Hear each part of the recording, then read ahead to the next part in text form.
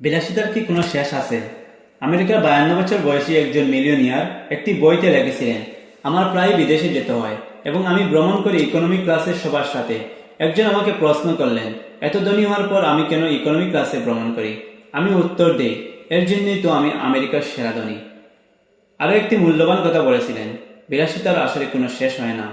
যেমন ধরুন, আপনি একটি বাইক কিনলেন, কিছুদিন পর আপনার মনে হবে একটি ভালো গাড়ি হলেই ভালো হতো। এটাই হলো বিলাসিতা। এই ভিডিওটা আমি আমার জন্য করছি। এখানে আমার অপিনিয়ন হলো, মধ্যবিত্তরা যখন একটু বৃত্তের মুখ দেখে, তখন সেটা দিয়ে জীবনের অনেক অপূর্ণ ইচ্ছা পূরণ করে ফেলতে চায়। আমাদের অনেকের মধ্যে এই সমস্যা রয়েছে। আমরা মধ্যবিত্ত পরিবারে বড় হই, তারপর কষ্ট করে মোটামুটি দাঁড়াই। তখন মনে হয় জীবন তো একটাই, অর্থাৎ মধ্যবিত্তের সীমাবদ্ধতার মধ্যে যা কেনা যায়নি তা এখন কেনা যাক। এটা শুধু আমার নয়, অনেকের সমস্যা। এখন মনে হচ্ছে এটাই হলো জীবনের সবচেয়ে বড় একটা ভুল, কারণ কোনো কেনাকাটা আপনার জীবনে তৃপ্তি এনে দিতে পারে না। এখন মনে হচ্ছে ওই টাকাগুলি যদি আমি সঞ্চয় করতাম বা কোনো রোগীর পেছনে খরচ করতাম, তাহলে তাহা আমাকে অনেক তৃপ্তি এনে দিতে পারত।